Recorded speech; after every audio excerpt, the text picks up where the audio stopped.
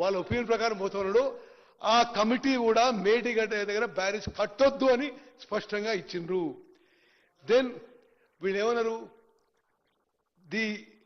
తుమ్మిడేటి దగ్గర నీళ్ళు లేవు, అందుకోసమే మేడిగడ్డ దగ్గర కడుతున్నాం అని చెప్పినారు. ఆ రోజు కానీ తర్వాత కానీ జ్యుడిషియల్ కమిషన్ అన్ని రికార్డ్స్ పరిశీలించి the alleged non-availability of water at Tummidihatti is not correct and not the genuine reason for construction of barrage of Medigadda. అంటే తుమ్మడిగట్టి దగ్గర మీరు నీళ్ళు లేవని మేడిగడ్డకి షిఫ్ట్ చేసిండ్రు. మీరు చెప్పిన కారణాలు కరెక్ట్ కాదు, తుమ్మడిగట్టి దగ్గర కూడా నీళ్లు ఉన్నాయి, మీరు అబద్ధాలు చెప్పిందని చెప్పి జ్యుడిషియల్ కమిషన్ లిఖితపూర్వకంగా పేర్కొన్నారు. మరి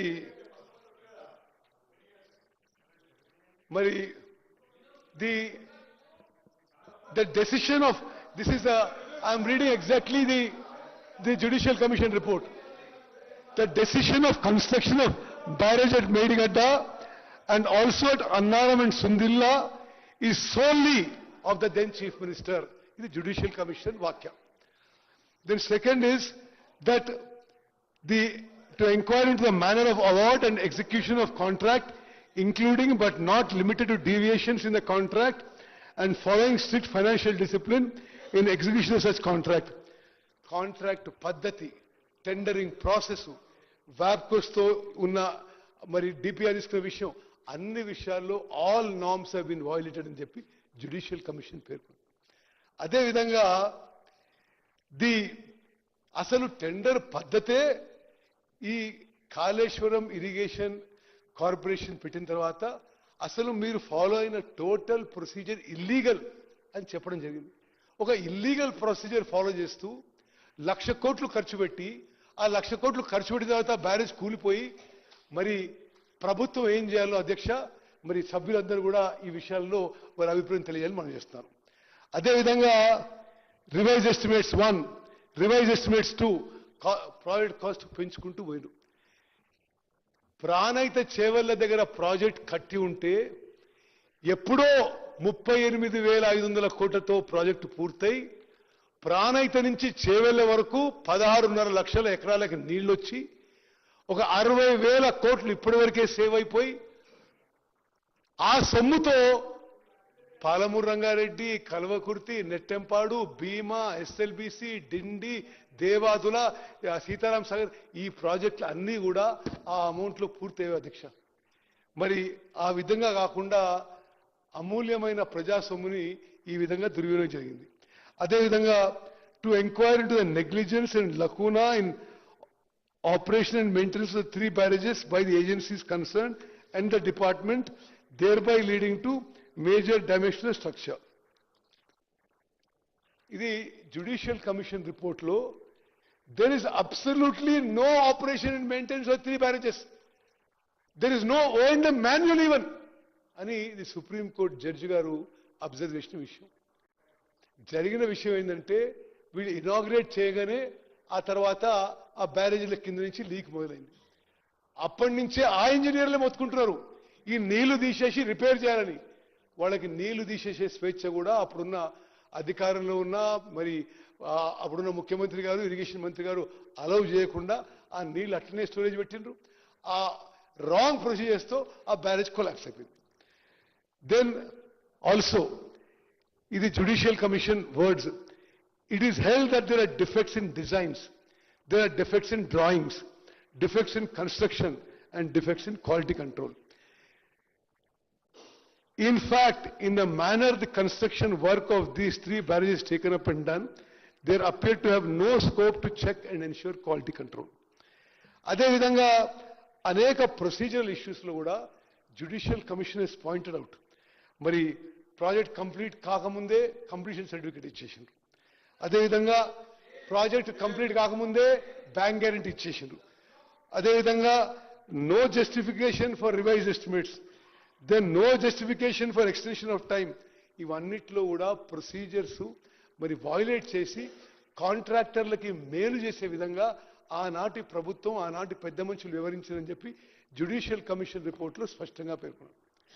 అదేవిధంగా the commission shall fix responsibilities for the lapses identified during its inquiry into the above matters and financial implication on the lapses identified. So దాంట్లో కమిషన్ ఆనాడున్న మరి పొలిటికల్ ఎగ్జిక్యూటివ్తో సహా అధికారులు అందరి పేర్లు పెట్టి ఎవరు దేనికి లయబుల్ అని చాలా స్పష్టంగా తెలియజేయడం జరిగింది. సో నేను అవన్నీ పేర్లు చదివి మీ సమయం వేస్ట్ చేయను. Report already is placed in the house. All the engineers and IAS officers and the political executive, all their names are there. In this Judicial Commission report, the then Chief Minister has been directly held accountable and responsible for the collapse of the Medigadda barrage. The then Irrigation Minister has also been held responsible for lapses, and the then Finance Minister also has been held responsible for the lapses. Mari Adhyaksha, ప్రభుత్వము ఈ విషయాన్ని ఇంత పారదర్శకంగా 660 పేజీల report మీ అందరికీ ముందు తీసుకొచ్చి ఈ శాసనసభ represent the house, represent the state, 4 కోట్ల ప్రజల యొక్క ప్రతిబింబం కాబట్టి ఈ సభలో ఆ రిపోర్ట్ ప్లేస్ చేసి వే ఫార్వర్డ్ నెక్స్ట్ స్టెప్ తీసుకోవాలని ప్రభుత్వం నిర్ణయించింది. అధ్యక్ష నేను కొన్ని ఫిగర్స్ చెప్తే మీరు ఆశ్చర్యపోతారు. ఇది మాటి మాటికి వాళ్ళు పదే పదే కాళేశ్వరం ప్రాజెక్టు వల్ల నీళ్ళు వచ్చినాయి, కాళేశ్వరం ప్రాజెక్టు నీళ్ళు వచ్చినాయి అని చెప్పి 10 ఏళ్ల పాటు ఒక అబద్ధము ప్రచారం చేసుకున్నారు. ఇది పచ్చి అబద్ధము. నేను మీకు ఫిగర్స్ చదువుతాను. These figures are from the records of government of India and government of Telangana including in your time. మరి అంటే మేడిగడ్డ బ్యారేజ్ నుంచి నీళ్లు లిఫ్ట్ చేసుకున్నప్పుడు ఎంత ఎకరేజ్, ఎంత ప్యాడీ ప్రొడక్షన్, కొలాప్స్ అయిన తర్వాత ఎంత అని. మరి 2021-22లో ఖరీఫ్ పంటలో 58 లక్షల ఎకరాలు, మరి రబీ పంటలో 31 లక్షల ఎకరాలు, మొత్తం 90 లక్షల ఎకరాలు.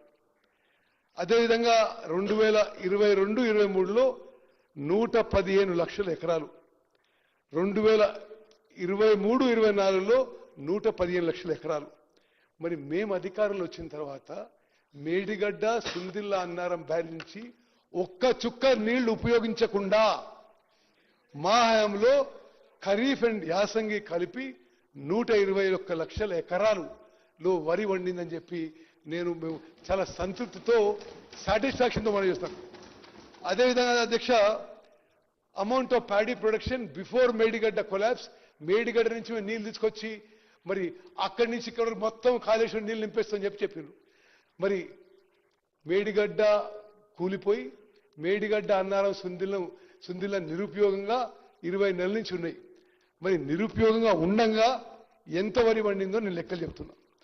మరి వాళ్ళ అధికారంలో ఉన్నప్పుడు 21-22లో 186 లక్షల మెట్రిక్ టన్నులు, 22-23లో 238 లక్షల మెట్రిక్ టన్నులు, 23-24లో 253 లక్షల మెట్రిక్ టన్నులు.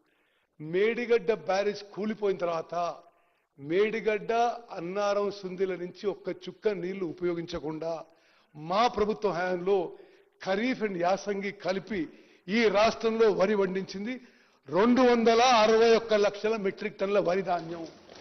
ఇది భారతదేశంలోనే రికార్డు, తెలంగాణలో రికార్డు, ఉమ్మడి ఆంధ్రప్రదేశ్లో రికార్డు. 29 రాష్ట్రాల్లో ఇంత వరి పంట ఒక సంవత్సరంలో ఎన్నడూ పండైన విషయం కూడా నేను మనం చేస్తున్నాను. మరి అదేవిధంగా మరి అధ్యక్ష, మరి మనం ప్రభుత్వంలో ఉన్నప్పుడు we are holding the people's mandate for 5 years. ఖర్చు పెట్టే ప్రతి పైసా చాలా బాధ్యతతో చేయాలి. వాళ్ళు పూర్తిగా బాధ్యతారహితంగా, అసలు జ్యుడిషియల్ కమిషన్ మాటల్లో అబద్ధాలు చెప్పి తుమ్మడియట్టు నుంచి మేడిగడ్డకి మరి ప్రాజెక్టు షిఫ్ట్ చేయడం జరిగింది. అప్పుడు కూడా ఏమన్నారు, తుమ్మడియట్టు దగ్గర కూడా కడతామని చెప్పినారు, కట్టలేదు. తుమ్మడియట్టు దగ్గర కట్టలే, మేడిగడ్డ దగ్గర కట్టింది, అది కూలిపోయింది. మరి అధ్యక్ష, ఈ decision to shift from Tummidihatti to Medigadda ఈ రాష్ట్రానికి శాశ్వతంగా నష్టం చేసే విధంగా మరి వాళ్ళ నిర్ణయాలు, వాళ్ళ యాక్షన్స్ అనే విషయం కూడా యావత్ తెలంగాణ ప్రజలు గమనించారు. అదేవిధంగా మరి ఈ తుమ్మడియట్టి నుంచి ప్రాణహిత చేవెళ్ళకి సారీ ఆ మేడిగడ్డకి షిఫ్ట్ చేయడంలో వాళ్ళు చెప్పిన ఏ కారణం కూడా ఏది కూడా మరి it is not a logical reason అధ్యక్ష. అదేవిధంగా మరి నేను మీకు అగ్రికల్చర్ ప్రొడక్షన్ గురించి చెప్పిన ఒక విషయం మీకు ఈ ఈ ఈ రెండు ప్రాజెక్టులో కొంత కంపారిజన్ ఇవ్వాలి. ప్రాణహిత చేవెళ్లలో ప్రాజెక్టు కట్టి ఉంటే ఆల్రెడీ 38,000 కోట్లలో 11,000 కోట్లు ఖర్చు అయింది, పని అయింది, 30% పని అయింది. అంటే అంటే ఇంకో 66% పని అయితే ఈరోజు 16.5 లక్షల ఎకరాలు మరి ప్రాణహిత నుంచి చేవెళ్ల వరకు నీళ్లు వచ్చే వ్యవసాయానికి, హైదరాబాద్లో డ్రింకింగ్ వాటర్ వచ్చేది, మరి అదేవిధంగా ఇండస్ట్రియల్ యూస్కి వాటర్ వచ్చేది. అది వాళ్ళు వదిలిపెట్టేసారు. మరి మీకు కొన్ని విషయాలు చెప్పాలి అధ్యక్ష, మీ ద్వారా యావత్ తెలంగాణ ప్రజానీకం తెలవాలి. ప్రాణహిత చేవెళ్లలో ప్రాజెక్టులో 70 కిలోమీటర్లు గ్రావిటీతో వచ్చిన తర్వాత కేవలం 19 మీటర్ల లిఫ్ట్ ఉన్నది.